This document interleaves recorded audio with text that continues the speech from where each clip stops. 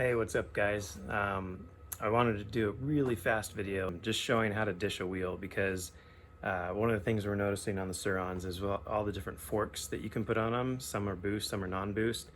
It affects the alignment of especially the front wheel, and sometimes this even happens on the rear wheel. You might receive a wheel set from us and the tire might just barely contact the chain, especially if you still have your O-ring chain, which is a little bit wider. And it's actually really easy to dish your wheel to fix that. So let me show you that. The only thing you need is a spoke wrench. And so if you don't have a spoke wrench, go get a spoke wrench and then come back and watch this video. So let me show you. On my bike, I'm putting a DVO Onyx fork on it, and the tire was too far to the left side of the bike, well, right side if you're sitting on it. And it was actually touching the fork when I first installed it. Process, I'm going to leave the wheel on the bike. I'm not even going to take it off. The bike is up on a stand, and I'm going to go around the tire and dish it. Okay, so you can see here, I just installed a BAT 4000 on my bike. It's sitting up on a stand, which is pretty much a requirement if you need to find something to set it on.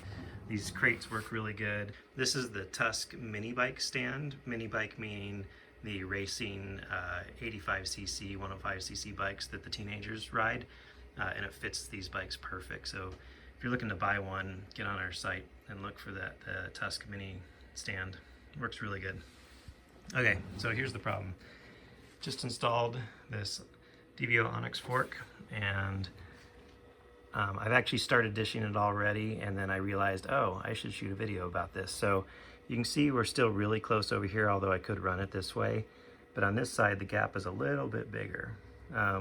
Before I began dishing it, right before I started shooting the video, this was actually touching the fork crown, and obviously you don't want that to happen. So what we're gonna do is we're gonna come down here. It's fine. This is why it's helpful to have on the stand, because I can literally just grab this tire and move it around without having to do anything. We're looking for the valve stem. You always start at the valve stem, because if you don't know where you began, you don't know where to stop. So what we're going to do, I need to move the wheel towards the disc brake this way. So we're going to go over here on the opposite side, and we're going to start at the valve stem.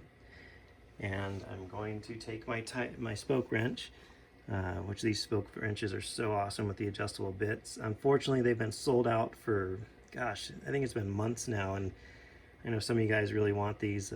Trying to get them again, but I just haven't been able to.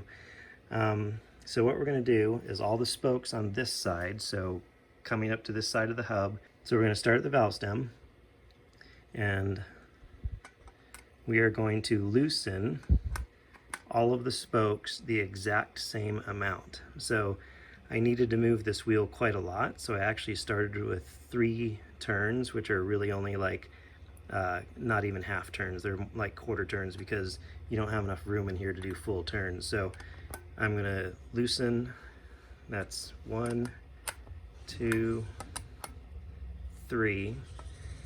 And now I'm gonna do that on every single spoke the entire way around the wheel. So 3 turns, 3 turns, 3 turns, 3 turns, all the way till I get back to the valve stem. And that will have loosened this side by 3 turns.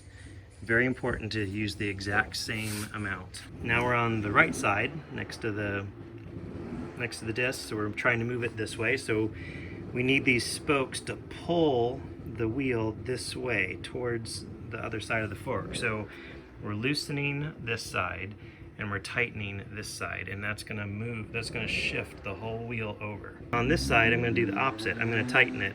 Now, very important to realize how this works in case you've never done this before. So obviously the nipple is threaded with the spoke. There's threads in here. So when I go this way, I'm loosening it, which makes the spoke longer. Now when I go the other way, I'm tightening it, which makes the spoke shorter. So that's very important to understand and to memorize. So on this, I've loosened this side by 3 turns. Now I'm going to come over here. I'm going to tighten this side. 1, 2, 3. And I'm going to do that for every spoke all the way around until I get back to my valve stem. So always start and stop at your valve stem so you know where you're at.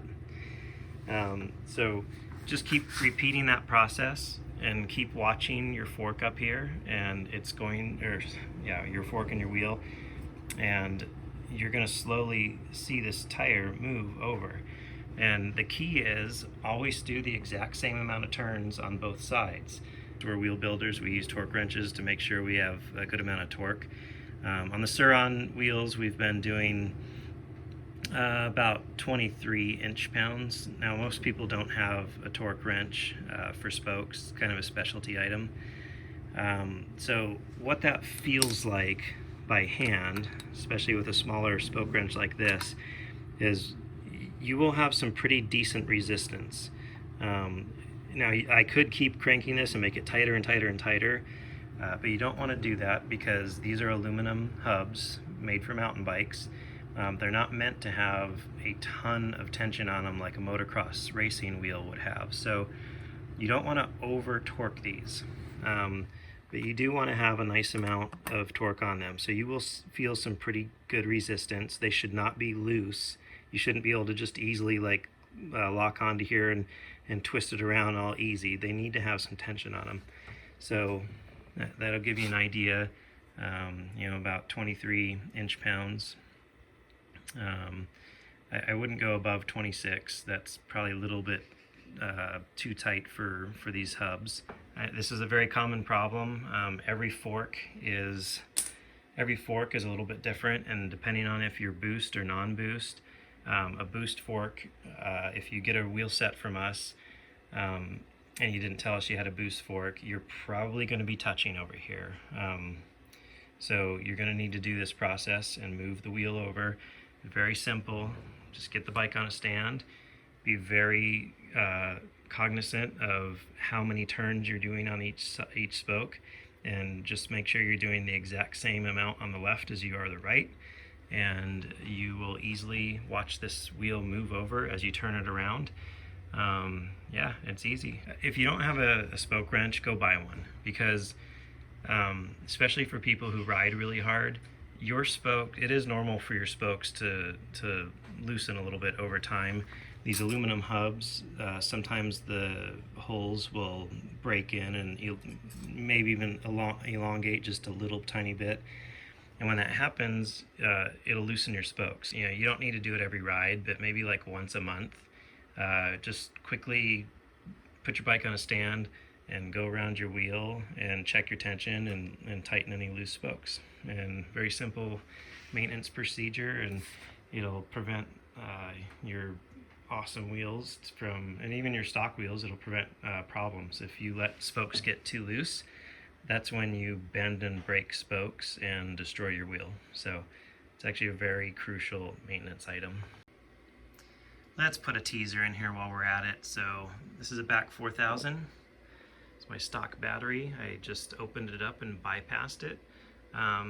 When you watch the video instructions, it can be a little intimidating, but I found the process actually quite easy. Just be very careful. That is a battery, and if you make a mistake and short something, you could do a lot of damage, and you could hurt yourself. So if you're not confident, go find an electrician to pay, or maybe a friend you can buy his favorite beverage, and definitely don't do this if you're not comfortable. But this means we're going to do some acceleration tests.